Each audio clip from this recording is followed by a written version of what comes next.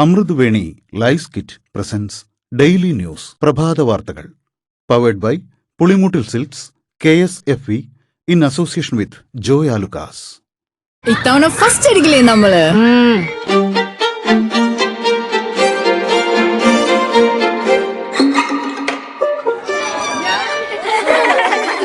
കുട്ടികൾക്കൊക്കെ പെയിൻ ശല്യം ഉണ്ടാകും. അതുകൊണ്ട് ലൈസ് കിറ്റ് ഉപയോഗിച്ച് ക്ലാസ്സിൽ വരാൻ പ്രത്യേക ശ്രദ്ധിക്കണം. Lice kit lice remover pain ശല്യത്തിൽ നിന്നും ഉടനടി ആശ്വാസം. നമസ്കാരം, ഞാൻ ഡെയ്സി ബിജു. ഡെയിലി ന്യൂസിന്റെ പ്രഭാത വാർത്തകളിലേക്ക് സ്വാഗതം. ഇന്ന് സെപ്റ്റംബർ 22 തിങ്കളാഴ്ച.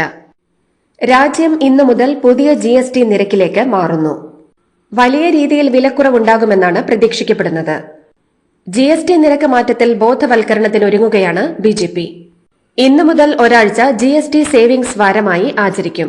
നിരക്കുകളിലെ മാറ്റത്തെക്കുറിച്ച് ജനങ്ങളെ ബോധവൽക്കരിക്കും. പദയാത്രകൾ നടത്താനും തീരുമാനമായിട്ടുണ്ട്. GST സേവിംഗ്സ് ഉത്സവത്തിന് ഇന്നു മുതൽ തുടക്കമാവുമെന്ന് പ്രധാനമന്ത്രി നരേന്ദ്രമോദി. രാജ്യത്തെ ജനങ്ങളെ അഭിസംബോധന ചെയ്ത് ഇന്നലെ സംസാരിച്ചപ്പോഴാണ് പ്രധാനമന്ത്രി ഇക്കാര്യം വ്യക്തമാക്കിയത്. ജനങ്ങൾക്ക് നവരാത്രി ആശംസകൾ നേർന്നുകൊണ്ട് തുടങ്ങിയ മോദി സാധാരണക്കാർക്ക് വലിയ ആശ്വാസമാകും ഈ മാറ്റമെന്നും പറഞ്ഞു.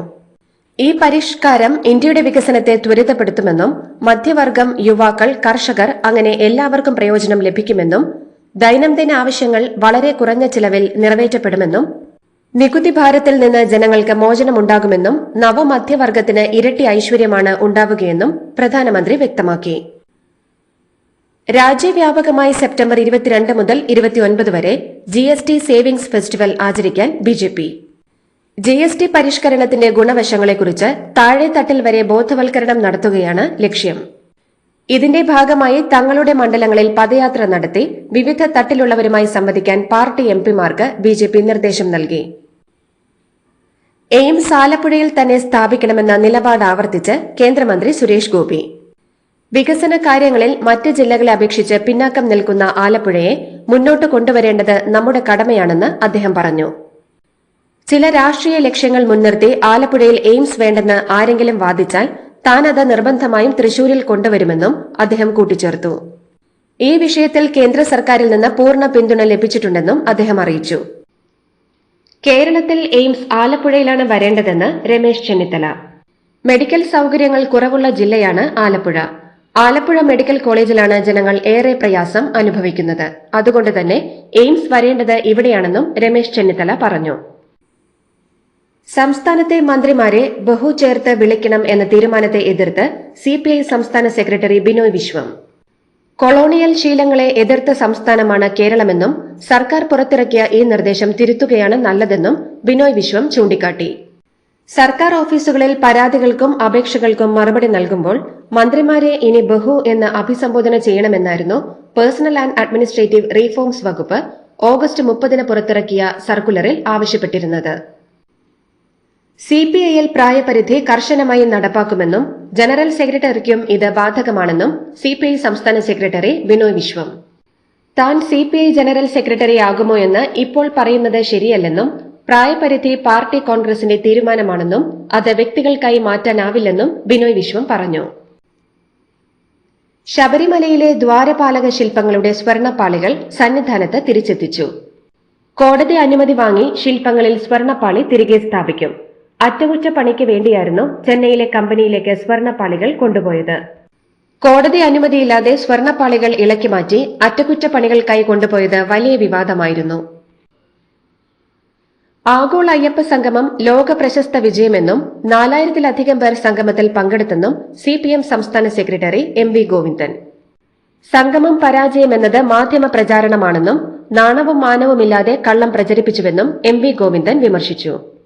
അതേസമയം വേണമെങ്കിൽ AI ദൃശ്യങ്ങളും ഉണ്ടാക്കിക്കൂടെ എന്നായിരുന്നു സംഗമ സദസ്സിലെ ഒഴിഞ്ഞ കസേരകളെക്കുറിച്ച് MV ഗോവിന്ദൻ നൽകിയ വിചിത്ര വിശദീകരണം. ശബരിമലയിലെ ആചാര ലംഘനത്തിന് നേതൃത്വം നൽകിയ പിണറായി വിജയന്റെ കാർമ്മികത്വത്തിൽ തെരഞ്ഞെടുപ്പ് ലക്ഷ്യമിട്ട് രാഷ്ട്രീയ ദുഷ്ടലാക്കോടെ സംഘടിപ്പിച്ച അയ്യപ്പ സംഗമം പ്രഹസനമായെന്ന് VD സതീശൻ. ഒഴിഞ്ഞ കസേരകൾ AI നിർമ്മിതിയെന്ന് പറഞ്ഞ് ജനങ്ങളുടെ പൊതുബോധ്യത്തെ ചോദ്യം ചെയ്ത് MV ഗോവിന്ദൻ സ്വയം അപഹാസ്യനാകരുതെന്നും പ്രതിപക്ഷ നേതാവ് VD സതീശൻ പറഞ്ഞു. യോഗി ആദിത്യനാഥിന്റെ ആശംസ അഭിമാനത്തോടെ വായിച്ചതിലൂടെ സർക്കാർ എന്ത് സന്ദേശമാണ് നൽകുന്നതെന്നും VD സതീശൻ പ്രസ്താവനയിൽ ചോദിച്ചു. ആഗോള അയ്യപ്പ സംഗമത്തിനെതിരെ വിമർശനവുമായി AICC സംഘടനാ ജനറൽ സെക്രട്ടറി KC വേണുഗോപാൽ. തെരഞ്ഞെടുപ്പ് മുന്നിൽ കണ്ടുള്ള തട്ടിപ്പാണ് നടന്നതെന്ന് അയ്യപ്പ ഭക്തരായ വിശ്വാസ സമൂഹത്തിന് മനസ്സിലായെന്ന് വേണുഗോപാൽ അഭിപ്രായപ്പെട്ടു.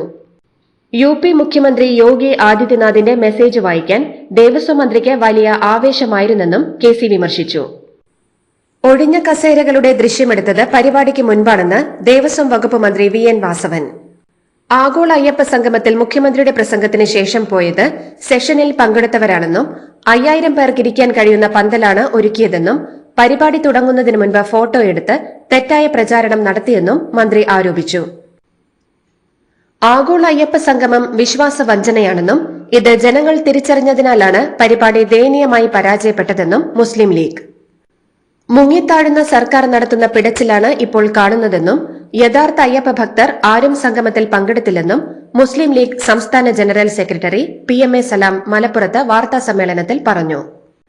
അതേസമയം ശബരിമല ആഗോള അയ്യപ്പ സംഗമം ഒരു നാടകമാണെന്ന് PV അൻവർ പറഞ്ഞു. വർഗീയതയെ ഉപയോഗപ്പെടുത്താനുള്ള വേദിയാക്കി മാറ്റുകയാണ് സർക്കാർ അയ്യപ്പ സംഗമത്തിലൂടെ ചെയ്തതെന്നും അൻവർ ആരോപിച്ചു. സുന്ദരിപ്പൂവേ പൂത്തുമ്പികളെ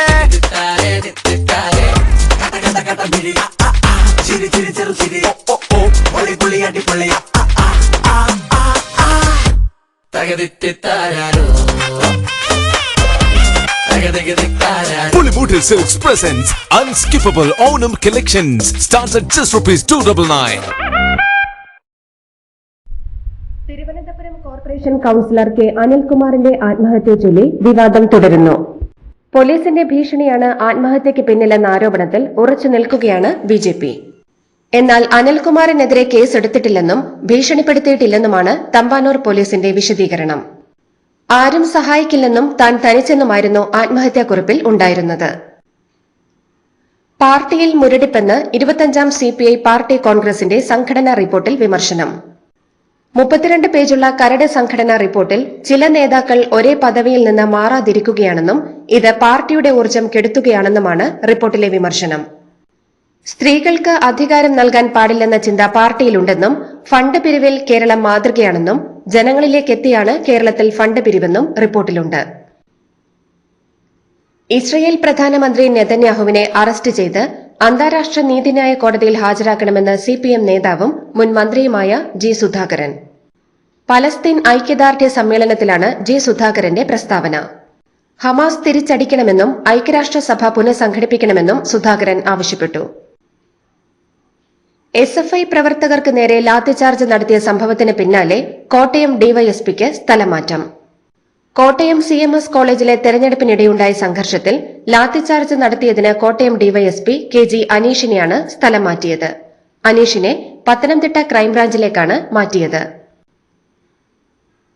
കോൺഗ്രസ് സമരത്തിനിടെ കളക്ടറേറ്റിന് സമീപം KSRTC സ്റ്റാൻഡിൽ നിൽക്കുമ്പോൾ പോലീസുകാരൻ അകാരണമായി ക്രൂരമായി മർദ്ദിച്ചെന്ന പരാതിയിൽ മലപ്പുറം പോലീസ് സ്റ്റേഷനിലെ സിവിൽ പോലീസ് ഓഫീസർക്കെതിരെ വകുപ്പ് തല നടപടികൾ സ്വീകരിക്കാൻ മനുഷ്യാവകാശ കമ്മീഷൻ ഉത്തരവ്. 2020 സെപ്റ്റംബർ 19 നടന്ന മർദ്ദനത്തിന്റെ ദൃശ്യങ്ങൾ സഹിതമാണ് ശിവരാമൻ മനുഷ്യാവകാശ കമ്മീഷനെ സമീപിച്ചത്. പ്രിയങ്ക ഗാന്ധി MP സമസ്ത അധ്യക്ഷൻ ജിഫ്രി മുത്തുക്കോയ തങ്ങളുമായി കൂടിക്കാഴ്ച നടത്തി. മലപ്പുറം കിഴിശ്ശേരിയിലെ വീട്ടിലെത്തിയാണ് പ്രിയങ്ക ഗാന്ധി ജിഫ്രി മുത്തുക്കോയ തങ്ങളെ കണ്ടത്. അരമണിക്കൂർ നീണ്ട കൂടിക്കാഴ്ച പ്രതീക്ഷ നൽകുന്നതാണെന്ന് ജിഫ്രി തങ്ങൾ പറഞ്ഞു. മതേതരത്വം കാത്തുസൂക്ഷിക്കാനുള്ള നടപടികൾ കോൺഗ്രസിന്റെ ഭാഗത്തുനിന്ന് ഉണ്ടാകണമെന്നാവശ്യപ്പെട്ടുവെന്നും ഇക്കാര്യത്തിൽ പ്രിയങ്ക ഉറപ്പു തന്നെന്നും ന്യൂനപക്ഷങ്ങൾ നേരിടുന്ന പ്രയാസങ്ങൾ നിവേദനമായി പ്രിയങ്ക ഗാന്ധിക്ക് കൈമാറിയെന്നും അദ്ദേഹം പറഞ്ഞു. പ്രശസ്ത വിനോദസഞ്ചാര കേന്ദ്രമായ വാൽപ്പാറയിൽ ഇ-പാസ് സംവിധാനം ഏർപ്പെടുത്തും. നവംബർ 1 മുതൽ വാൽപ്പാറയിൽ ഇ-പാസ് സംവിധാനം നിലവിൽ വരും. വാൽപ്പാറയിലേക്കുള്ള വാഹന പ്രവേശനം നിയന്ത്രിക്കുന്നതിന് ഇ-പാസ് സംവിധാനം ഏർപ്പെടുത്താൻ മദ്രാസ് ഹൈക്കോടതി സംസ്ഥാന സർക്കാരിന് നിർദ്ദേശം നൽകി. കേരളത്തിലേക്ക് നിക്ഷേപം നടത്താൻ താൽപര്യമറിയിച്ച് New Jersey governor Philip D Murphy. ഇന്ത്യയും അമേരിക്കയും തമ്മിലുള്ള വ്യാപാര വാണിജ്യ സഹകരണം ഊട്ടിയുറപ്പിക്കാൻ കൂടിക്കാഴ്ച ഗുണം ചെയ്യുമെന്നും അദ്ദേഹം പറഞ്ഞു. ലുലു ഗ്രാൻഡ് ഹയാത്തിൽ നടന്ന ബിസിനസ് പാർട്ണർഷിപ്പ് മീറ്റിലും അത്താഴ വിരുന്നിലും പങ്കെടുത്ത് സംസാരിക്കുകയായിരുന്നു അദ്ദേഹം. സൌദി ജയിലിൽ കഴിയുന്ന അബ്ദുൾ റഹീം പ്രതിയായ കേസിൽ കൂടുതൽ ശിക്ഷ ആവശ്യപ്പെട്ട് പ്രോസിക്യൂഷൻ നൽകിയ ഹർജി തള്ളി. കീഴ്ക്കോടതി വിധി സുപ്രീംകോടതി ശരിവച്ചു. ഹർജി തള്ളിയതോടെ ഇനി റഹീമിനെതിരെ മറ്റ് നടപടികൾ ഉണ്ടാവില്ല. മോചനത്തിലേക്കും കാര്യങ്ങൾ ഇനി എളുപ്പമാകും. വിധിയിൽ റഹീം നിയമസഹായ സമിതി സന്തോഷം പ്രകടിപ്പിച്ചു. CPM നേതാവ് KJ ഷൈനിനെതിരായ സൈബർ ആക്രമണത്തിൽ നടപടികൾ വേഗത്തിലാക്കാൻ മെറ്റയോട് ആവശ്യപ്പെട്ട് അന്വേഷണ സംഘം. മെറ്റയിൽ നിന്നുള്ള റിപ്പോർട്ട് ലഭിച്ചതിനു ശേഷമാകും അറസ്റ്റ് ഉൾപ്പെടെയുള്ള നടപടികൾ. അതേസമയം കേസിൽ പ്രതിയായ കോൺഗ്രസ് നേതാവ് ഗോപാലകൃഷ്ണന്റെ ഭാര്യയും തനിക്കെതിരായ സൈബർ ആക്രമണത്തിൽ പരാതി നൽകിയിട്ടുണ്ട്. കുടുംബത്തെ വേട്ടയാടുന്നു എന്നാണ് പരാതി. അധ്യാപകരുടെ കുറവ്, ശമ്പളത്തിലെ അപാകതകൾ തുടങ്ങിയ വിഷയങ്ങൾ ഉന്നയിച്ച് KGM-CTA പ്രക്ഷോഭത്തിലേക്ക്. ഇന്നും നാളെയും മെഡിക്കൽ കോളേജുകളിലെ അധ്യാപകർ പ്രതിഷേധിക്കും. പ്രതിഷേധത്തിന്റെ ഭാഗമായി കരിദിനം ആചരിക്കുമെന്നും KGM-CTA വ്യക്തമാക്കിയിട്ടുണ്ട്. മെഡിക്കൽ കോളേജുകളിൽ ധർണയും DME ഓഫീസിലേക്ക് മാർച്ചും നടത്താൻ ധാരണയായിട്ടുണ്ട്. സെലിബ്രിറ്റി ക്രിക്കറ്റ് ലീഗിൽ കേരള സ്ട്രൈക്കേഴ്സിനെ നടൻ ഉണ്ണി മുകുന്ദൻ നയിക്കും. മലയാളം, തമിഴ്, തെലുങ്ക്, കന്നഡ, ഹിന്ദി, ബംഗാൾ, പഞ്ചാബി, ഭോജ്പുരി തുടങ്ങി 8 ഭാഷാ ചിത്രങ്ങളിൽ നിന്നുള്ള ടീമുകളാണ് നവംബറിൽ നടക്കുന്ന CCL-ൽ മത്സരിക്കുന്നത്. കൺഗ്രാചുലേഷൻസ്. പൈലറ്റ് ആവണമെന്ന് പറയണേ. അവളുടെ ആഗ്രഹമല്ലേ, അവള് പറക്കട്ടെ. ചെലവ് എത്രയാന്ന്? KSFE-യുടെ പുതിയ ഹാർമണി ചിട്ടി ചേരണം. കണ്ണടച്ചു തുറക്കും മുമ്പ് അവളുടെ +2 കഴിയില്ലേ. കടം വാങ്ങാതെയും സ്ഥലം വിൽക്കാതെയും കുട്ടികളെ പഠിപ്പിക്കാം. KSFE ഹാർമണി ചിട്ടികൾ. KSFE ഹാർമണി ചിട്ടിയിൽ ചേരുന്ന 100 ഭാഗ്യശാലികൾക്ക് സിംഗപ്പൂർ യാത്ര സൗജന്യം. GST നിരക്കുകളിൽ വന്ന കുറവിന്റെ നേട്ടം സെപ്റ്റംബർ 22-ന് ശേഷം ഉപഭോക്താക്കൾക്ക് ലഭിക്കുമെന്നാണ് പ്രതീക്ഷയെന്ന് സെൻട്രൽ GST ചീഫ് കമ്മീഷണർ വ്യക്തമാക്കി. കേന്ദ്ര GST-യിലെയും കേരള GST-യിലെയും ഉദ്യോഗസ്ഥർ ഇക്കാര്യം ഉറപ്പാക്കാനായി ഉണ്ടാകും. എന്നാൽ ഇക്കാര്യത്തിനായി വിപണിയിൽ നേരിട്ട് ഇടപെടില്ലെന്നും സെൻട്രൽ GST കമ്മീഷണർ വ്യക്തമാക്കി.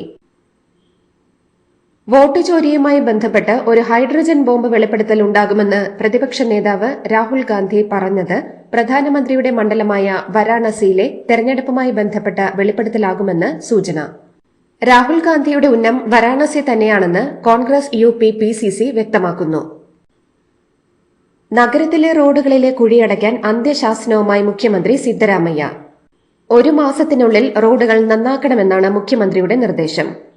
എഞ്ചിനീയർമാരുടെ കാര്യക്ഷമതയില്ലായ്മയെ ചോദ്യം ചെയ്ത സിദ്ധരാമയ്യ റോഡുകൾ മെച്ചപ്പെടുത്തുന്നതിനുള്ള നടപടികൾ സ്വീകരിക്കുന്നതിൽ പരാജയപ്പെടുന്ന ഉദ്യോഗസ്ഥർക്കെതിരെ നടപടിയെടുക്കുമെന്നും മുന്നറിയിപ്പ് നൽകി. തമിഴക വെട്രിക്കഴകം പ്രസിഡന്റ് വിജയിയെ തള്ളി ഓൾ ഇന്ത്യ അണ്ണാ ദ്രാവിഡ മുന്നേറ്റ കഴകം.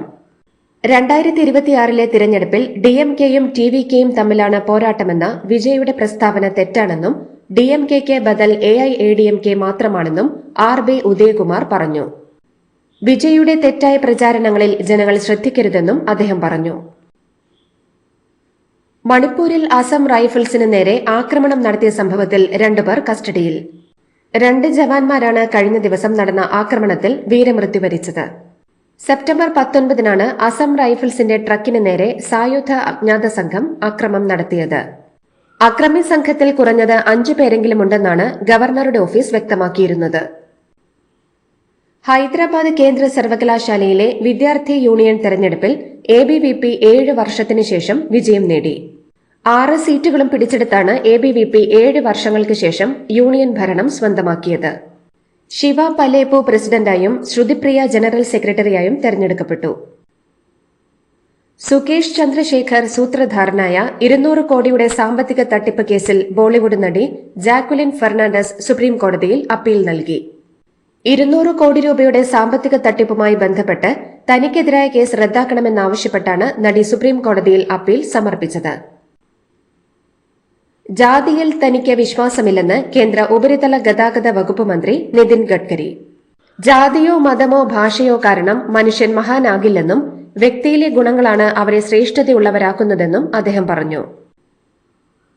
കശ്മീർ പ്രശ്നം പരിഹരിക്കാതെ ഇന്ത്യയുമായി സാധാരണ നിലയിലുള്ള ബന്ധം സാധ്യമല്ലെന്ന് പാകിസ്ഥാൻ പ്രധാനമന്ത്രി ഷഹബാസ് ഷെരീഫ്. ലണ്ടനിലെ പാക് സമൂഹത്തെ അഭിസംബോധന ചെയ്യുകയായിരുന്നു ഷഹബാസ്. കോവിഡ്-19 മഹാമാരിയുടെ ആദ്യഘട്ടത്തിലെ വിവരങ്ങൾ റിപ്പോർട്ട് ചെയ്തതിന് ജയിലിലടച്ച ചൈനീസ് മാധ്യമ പ്രവർത്തക ഷാങ് സാൻഡിനെ 4 വർഷം കൂടി തടവ് ശിക്ഷ വിധിച്ച് കോടതി. ചൈനയിൽ കലഹമുണ്ടാക്കുകയും പ്രശ്നങ്ങൾ സൃഷ്ടിക്കുകയും ചെയ്തു എന്ന കുറ്റം ചുമത്തിയാണ് അവരെ വീണ്ടും തടവിലിട്ടതെന്ന് റിപ്പോർട്ടേഴ്സ് വിത്തൌട്ട് ബോർഡേഴ്സ് പറയുന്നു. ഐക്യരാഷ്ട്ര സംഘടന പൊതുസഭാ വാർഷിക സമ്മേളനത്തോടനുബന്ധിച്ച് 10 രാജ്യങ്ങൾ പലസ്തീനിന്റെ രാഷ്ട്രപദവി അംഗീകരിക്കും. Britain, Belgium, Canada, France, Portugal, Andorra, Malta, Australia, Luxembourg, San Marino തുടങ്ങി 10 പ്രമുഖ രാജ്യങ്ങളാണ് പലസ്തീനെ അംഗീകരിക്കുക.